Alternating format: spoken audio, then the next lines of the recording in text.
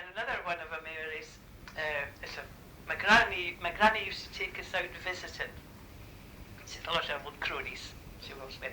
They always down in a cup of tea. And I was told, little girls have to be seen and not heard.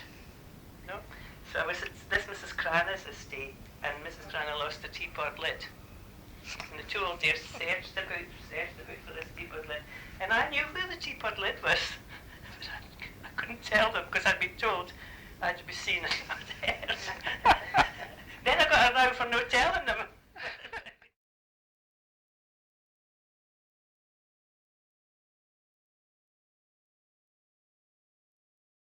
Did your father have a dairy unit as well, or just?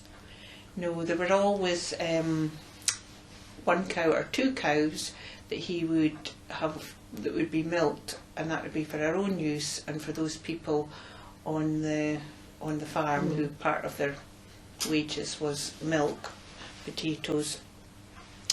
And my mum made butter, so with this separator there was always lots of cream.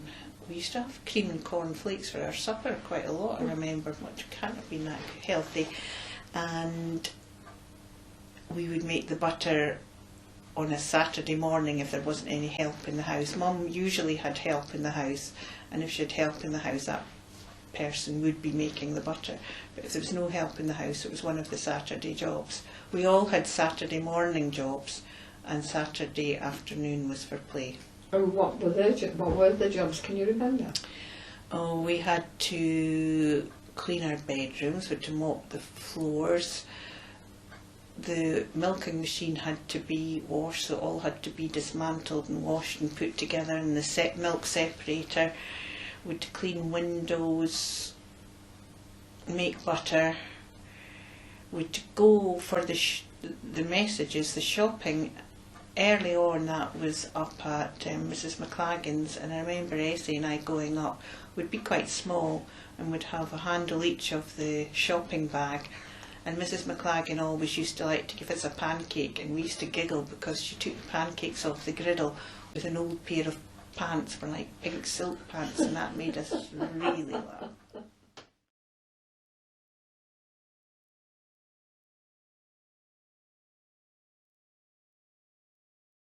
Did your mum have any remedies? And and her hands was so rough.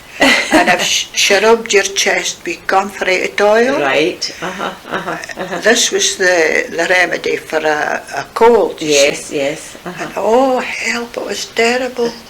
But that was what she did. And did you get other medicines like castor oil? That was another great thing. And did you get that regularly? Oh hell, dear. I suppose you did. But you see, there wasn't very much even. I was just thinking the other day, that drawer there is full of tablets. Yes. It's always tablets now, isn't it? Yes.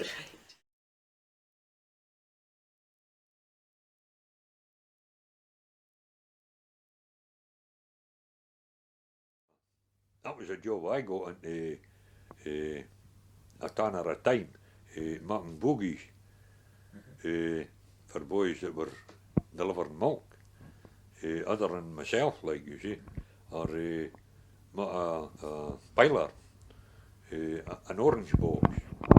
You see, that was a two-seater piler, an orange box in the days, like you see in the board, and pram wheels, and generally big pram wheels at the back, because most of the prams in the days had big wheels, and smaller wheels at the front, like you see, and the markings were brought sitting in the box, getting up speed, you see, or a brake on it, you see, or just a single one, a single bogie.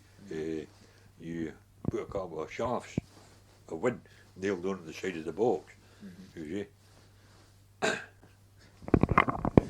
Great days playing horses and carriages.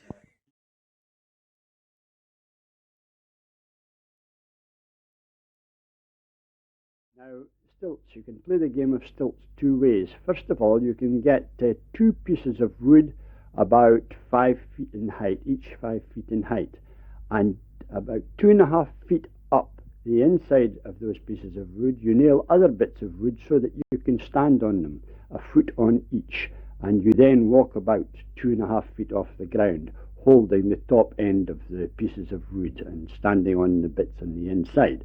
But there was another way that we used to do, and we actually liked it better because you got up more speed, you could actually run. And that was to get a pair of tins, usually Lyle syrup tins, empty of course. And we would put little holes in either side of them, enough to put some string through from end to end, right across the tin. Then you would tie those tins to your feet so that you were about 7 inches off the ground, and you could walk, and through time you could run with these tied to your feet. So that was the stilts game.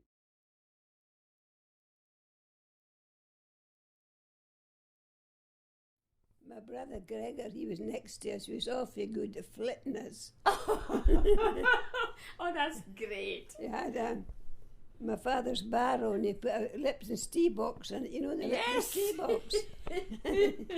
And he used to flit us. Yes. If we fell out with our sister, he would come and flit us. Oh, that's excellent. And so he had the flitting van. Yes. Yes. Oh, that's great. Yes, he used to flit us. And did the flitting van double up as anything else when there was no flittings on? Well, no, he was very good, so he was a good brother.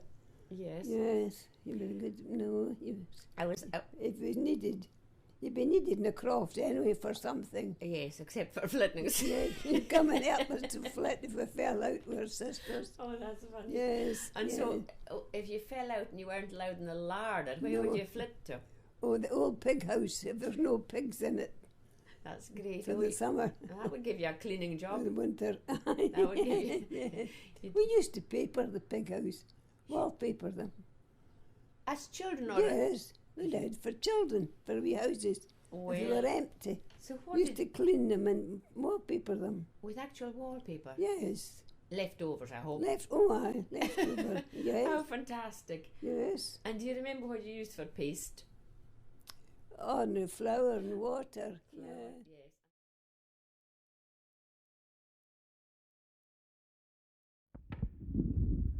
Yes. Mr. Watson told us that he always wore the kilt with full Highland dress on Sunday.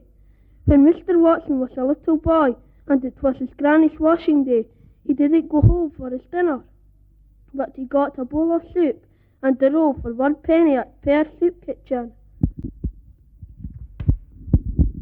Mr. Watson also told us about his food, which was porridge for breakfast, soup made with a marrowbone, followed by rhubarb and rice for dinner. He remembers that potatoes were always boiled in their jackets. Sometimes, he told us, his granny made soup with a sheep's head. The wool was burnt off and was washed and put into the soup pot. Mr. Watson remembers that he was sent to get tripe at the slaughterhouse. He took a bag in his bogie and he got the tripe free.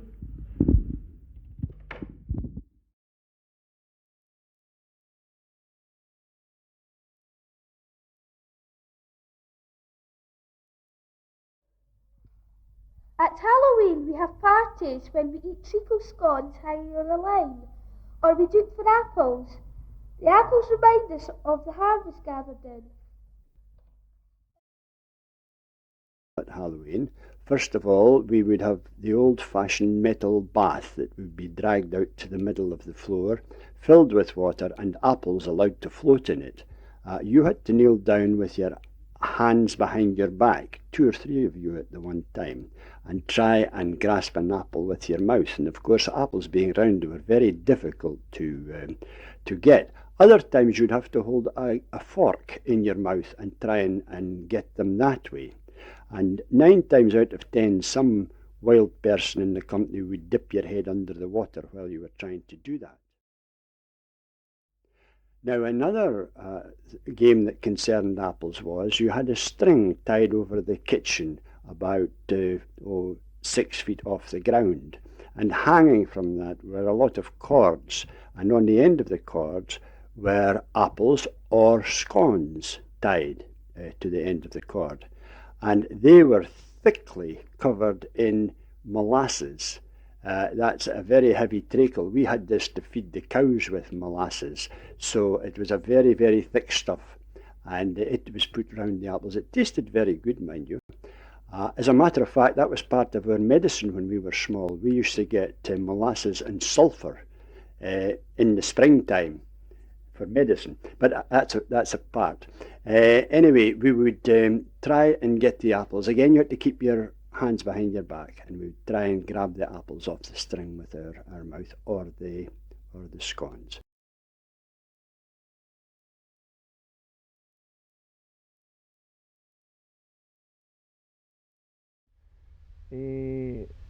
This area was very well known for growing soft fruit, and this sort of developed as people planted strawberries and latterly some rasps.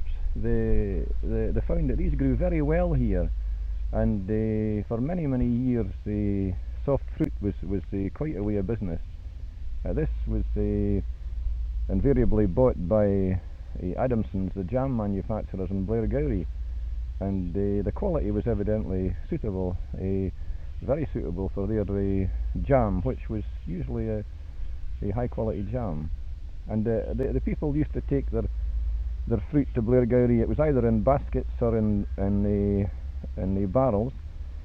And when I was a child, 5-6-year-old, many a time in the summertime I used to go to Blairgowrie with the old farmer down the road in his horse and cart, and we used to set off with 4 or 5 barrels of strawberries in the cart, and he would walk the whole, somewhere 10-12 miles to Blairgowrie with the old horse, and unload this at the jam factory, get yourself something out of the baker's shop which is alongside that, and of course the ride all the way back again, which the horse always seemed to go better on the way home, you know.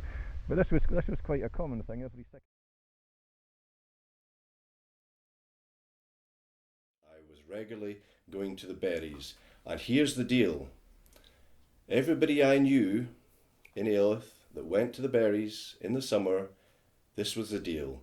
You made enough money to pay for your school uniform, and then beyond that, the rest of the money was yours. And every day I took a sock, and every night I came back with a pile of money in my sock, put it in a jar, and that was counted every night for the whole of the berry season.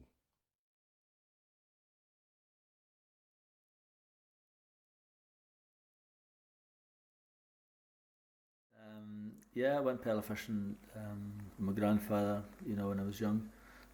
Just now and again, not that often. But most of them are my cousins Donald and Neely. And your grandfather's Alex Stewart. Alex Stewart, yeah, yes. That's right. Yes. And so they would just cut a piece of, you know, a branch, straight branch, and cut the end, split the end, you know, and fix it up so it was like a prong to, you know, to catch the pearl, get the pearls, or the mussels, I should say. Yes. And how did you get to see them on the bottom of the? Well, they would cut the bottom out of a berry luggy usually, and just the metal berry luggies, and they'd put glass on the open end, yes. And they would just look down to see, you know, the clear. Well, you get a clear view then. Quite you know, a under the water, yeah. Yeah. So how this luggy now, was that attached to anything else? Because I mean, or could you just put the thing in the water? Well, they would put a handle on it. Yes. And they would just lay it on the surface of the water. Oh yes. And then then you could just look down. So it didn't have to be all that long to look down. You could just look down. No, they would wade into the water. Oh yes. And with waders. Yeah, with waders, or I never had waders, so you know, you just walk into the water. They would have waders, you know, depending how deep the water was.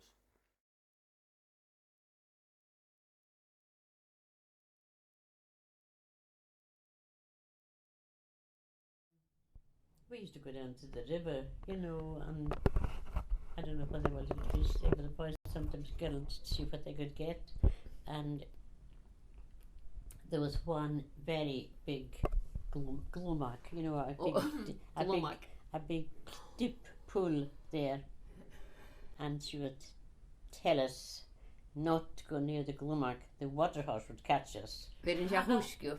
What? Na tich farsker an lónu sin jo, berin jahuskju. Berin jahuskort. Berin jahuskort. And of course we believed her. So we never went near the glumach. Mind you, I believe my father and the boys used to go swimming, not swim, well, bathing sort of there in the glumach.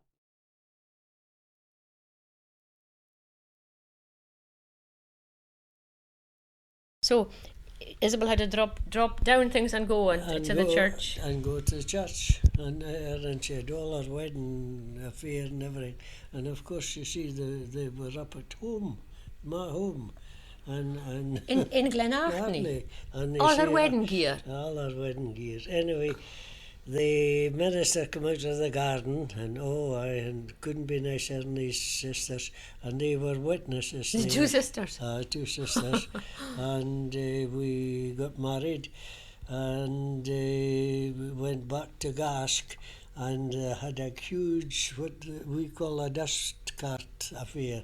And I had it all laid with carpets, and threw the pair of us in there, give us a whirl right round about the Gask house, and then a big tea.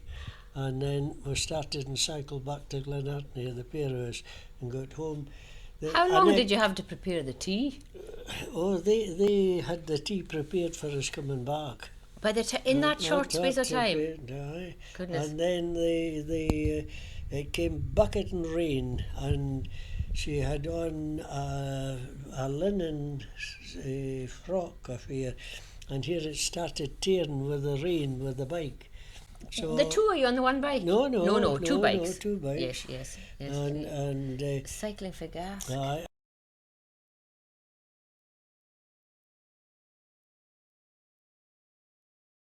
Yes. We had to take evacuees in. All right. It was Mr. Seat that organised that. Right. And I remember Mr. Seat coming to the door one day and he said, we had a meeting before that, and all the folks that had extra rooms had to take evacuees. Yes. So he came to the door, he says, I've got 3 disciples for you, Peter, James and John. And you know, all these bairns, they came from Glasgow, and I think they'd been brought up on fish and chips. Had they really? They had no idea what broth or home baking or anything was. I think that was all they lived on, a poke of chips. A poke of chips. Or fish and chips. So, they wouldn't believe the milk comes from a cow. No. Did they not? No, they thought it come from bottles. Right, that's right.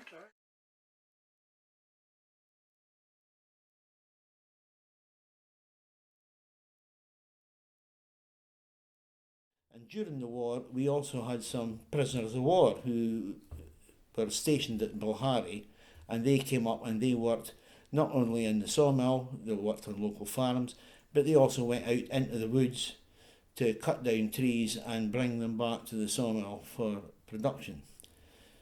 From what I can gather, the Italian prisoners of war in particular were just delighted to get out of the war. They were better fed as prisoners of war in Britain than they were in the Italian army, and nobody was shooting at them.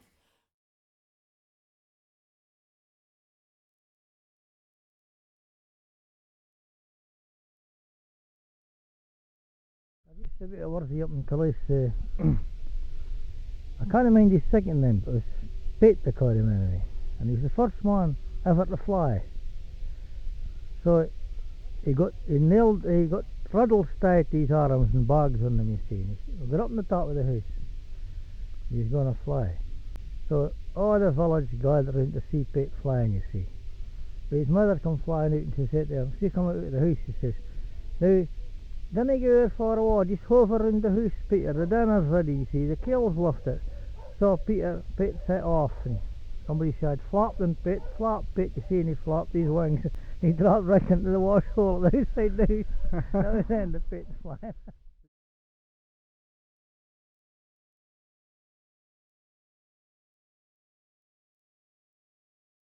you got away with murder them days, it was all we knew. Motor on the road was all new. Something new. Down we got the bricks when it was coming up. It was a summer's night. With 7 o'clock. I was coming back up with my 10 ton of brick.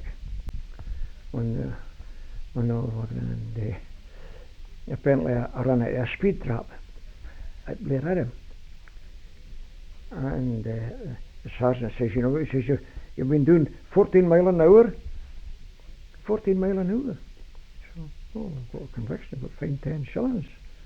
Got fined 10 shillings for doing 14 mile an hour. You get, now they would put you off the road for loitering. So, no, that was right. And we was only allowed 8 mile an hour, of course, with this wagon. It was a solid tyres, you see, it was solid tyres. There were no pneumatic tyres then, it was solid tyres. And you were just allowed 8 mile an hour with a trailer. Did you have to appear in the court that day? Oh well, I got into Kinross and played it at Kinross. I got fined in Kinross at 10 shillings.